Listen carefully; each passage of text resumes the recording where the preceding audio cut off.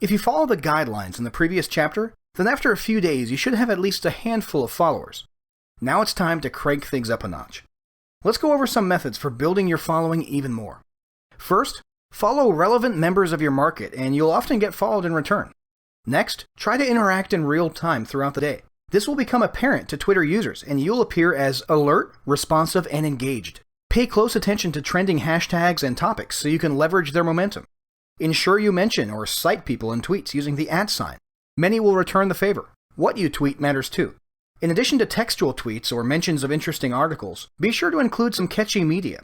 Use relevant, attractive images. Include videos from time to time. Make it a point to proactively encourage engagement with questions and polls. This provokes responses and gives would-be followers the impression that you're there to listen, not just to talk.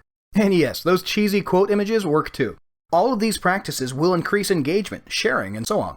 In addition to these methods, it's important to follow some basic Twitter etiquette and maintain the following that you have. Although scheduling tools like Warlord's Social Suite are great for the majority of your activity, you should also make time for a bit of responsive, manual, real-time interaction during the week. People can tell when you're using your Twitter account as an automated advertising machine, and they'll unfollow you in a heartbeat. On a related note, don't ever purchase followers. You'll see others doing it, and you'll likely be tempted.